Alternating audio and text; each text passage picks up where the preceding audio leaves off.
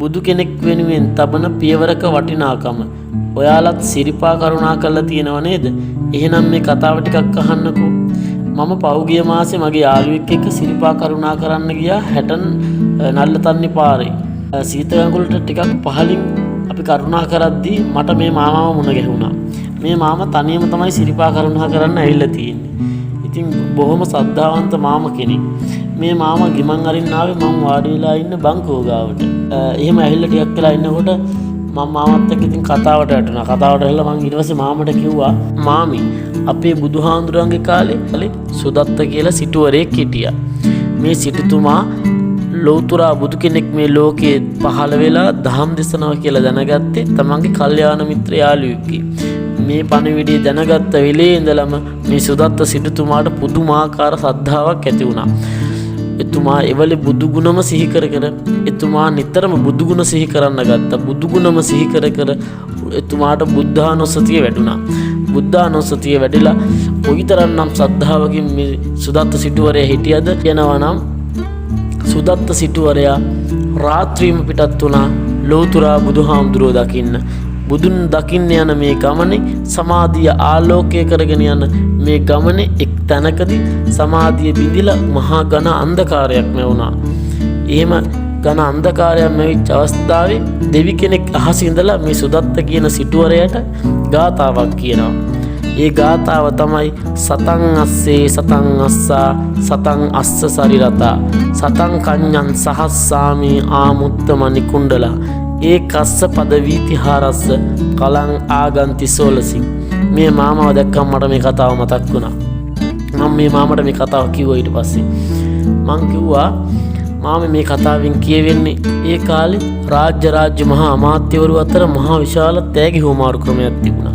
ඒකෙන් අශ්වය දසදහසක්, අශ්ව රථ දසදහසක්, කන්‍යාවන් දසදහසක්, මේ ආකාරයෙන් හැම දෙයකින්ම දසදහස ගානේ මහා තෑගි හුවමාරු ක්‍රමයක් තිබුණා.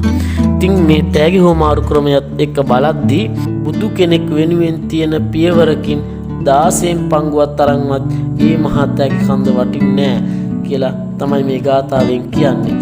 කලං ආගන්ති සෝලසින් 16න් පංගුව මේ සොලොස් කලාවක් කියලා කියන්නේ 16න් පංගුවක්. 16න් පංගුවක් තරම්වත් වටින්නේ නැහැ කියනවා. බුදු කෙනෙක් වෙනුවෙන් තියෙන පියවරක වටිනාකමින් ඉතින් මේ සිරිපා කරුණා කරන්නේ අද්දි අපිට දැනෙනවා විඩාව. අපිට මේ ගමන ගොඩක් දුර වැඩි. හැබැයි අපිට කොයිතරම්නම් ආනිසංස ලැබෙනවද? බුදු කෙනෙක් වෙනුවෙන් අපි මේ තියන්නේ හැම පියවරක් ගානෙම බුදු ගුණම සිහි කර කර අපි මේ ගමන යනවා නම් අපිට බොහෝ පින් රැස් වෙනවා. ඉතින් මේ පින් රැස් වෙන මේ ගමන බොහොම සද්ධාවෙන් යන්න ඕන. එතකොට තමයි අපිට ඒ නිසි ප්‍රතිඵලය ළඟා කරගන්න පුළුවන් වෙන්නේ. ඉතින් අපි මේ කතාවත් මේ මාමට කියලා ඊට පස්සේ ඒ මාමට බුදු සරණයි කියලා අපි ගිහිල්ලා අපි කරුණා කරා මායි මගේ යාළුවයි මේ උතුම් ශ්‍රී පාද ස්ථානෙට අධිග්‍රහිතව වාසය කරන ඒ සුමන සමන් දෙවියන්ට එහෙම නැත්නම් අපි ආර්ය ශ්‍රාවක සුමන සමන් දෙවියන්ට කැවිලි රස කැවිලි සහ පළතුරු වලින් මහා විශාල පූජාවක් කරන්න අපි ලොකු බේසමක් පිරෙන්න ලොකු පූජාවට්ටියක් සකස් කරන අරමුණින් තමයි සිරිපා කරුණා කරන්න පටන් ගත්තේ.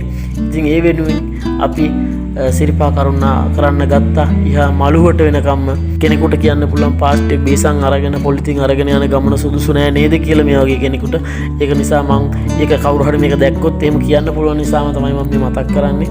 මේ රැගෙන ගිය සියලුම පාස්ට් එක මේ බේසමත් ඒ වගේම මේ කැවිලි වර්ග දාගෙන ගිය ඉටිකොල shopping කවරේ පවා අපි නැවත රැගෙන ආව නල්ලතන්නියටම රැගෙන ඇවිල්ලා අදාළ බඳුන් කසල බඳුන් වලට දැම්මා. ඒකත් මතක් කරන්න ඕන. අපි කිසිම ආකාරයක පොලිතින් කවරයක්වත් සිරිපා ආරක්ෂිතය තුල ඒ මළුවේ තුල දැම්මේ නැහැ. ඒකත් මතක් කරන්න ඕනේ. ඉතින් අපි ගිහිල්ලා සමන්දී හාමුදුරුවන්ට මේ පූජාව ලෑස්ති කරගත්තා. ඉතින් අපි ඊට පස්සේ මළුවට කරුණා කළා සමන්දී හාමුදුරුවන්ට පූජා කරන්න ඉතා පිරිසිදුවට බොහොම සද්ධාවෙන් රැගෙන ගිය මේ පළතුරු වට්ටිය සකස් කරගන්න යෙදුණා. ඔයාලට කියන්න ඕන විශේෂයෙන්ම අපි මේ පූජාව සිදු කරන්නේ මීට අවුරුදු 2කට කලින් අපි අපේ යාළුවෝ එකතු වෙලා ආරණ්‍ය සේනාසනයක භාවනා කුටියක් ස්වාමින් වහන්සේලාටත් ඒ වගේම ගිහි පැවිදි දෙපාර්ශ්වයටම බුද්ධානුස්සතිය භාවනාව වඩන්න භාවනා ශාලාවක් හදන්න ගත්තා. ඉතින් අපි ඒ හදන්න ගත්ත දවසේ හරියට මීට අවුරුදු දෙකකට කලින් අපි සමන්දේ හාමුදුරන්ට බාරයක් වුණා. අපිට මේ ශාලාව ඉක්මනින්ම හදාගන්න පුළුවන්කම ලැබේවා. අපි මේ භාවනා ශාලාවට ඔබ වහන්සේගේ නමින් ශ්‍රී සුමන සමන් භාවනා මධ්‍යස්ථානය නමින් මේ ශාලාව හඳුන්වනවා. අපිට ඉතා ඉක්මනින් මේක කරගන්න ලැබේවා.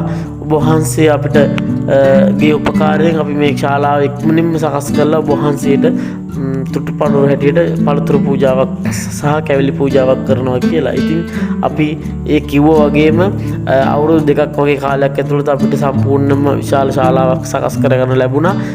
මේ තියෙන්නේ මේ භාවනා ඒ ආරණ්‍ය සේනාසනේ අපි භාවනා ශාලාව සකස් කරන්න කලින් ඉතා කුඩා කුටියක් තමයි මෙතන තිබුණේ. මේ කුටිය ඉවත් කළා අපි මෙතන හැදුව ශාලාව තමයි මේ තියෙන්නේ.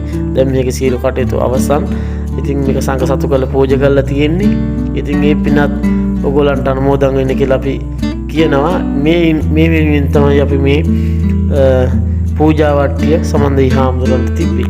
ඉතින් මේ පින්වන්ත දවස ගෙවුනේ මේ විදිහට තමයි. ඉතින් අපිට පුළුවන් විදිහට අපි ඔයාලට වීඩියෝ කරගත්තා. ඔයාලටත් අනුමෝදන් කරන්න.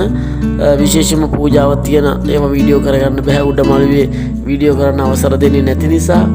ඉතින් අපිට හොරෙන් වීඩියෝ කරන්න එහෙම අවස්ථාවක් තිබුණේ නැහැ. ඒක නිසා අපි ඉතින් එතනින් යහට මේ පින්කම මේ පූජා වට්ටිය සකස් කළා. ඊට පස්සේ බොහොම ගෞරවයෙන් අපි සමන්දේ හාමුදුරන්ට පූජා කළා. අපි ඒ බාරයෙන් නිදහස් වුණා. ඊට පස්සේ ඒ පැමිණ සිටි සදහැවතුන්ට අපි මේක බෙදා දුන්නා. බෙදා දීලා නැවතත් මම මතක් කරනවා අර කිව්ව විදිහටම පොලිතින් මේ බේසම මේ සියල්ල නැවත අපි රැගෙන ගියා.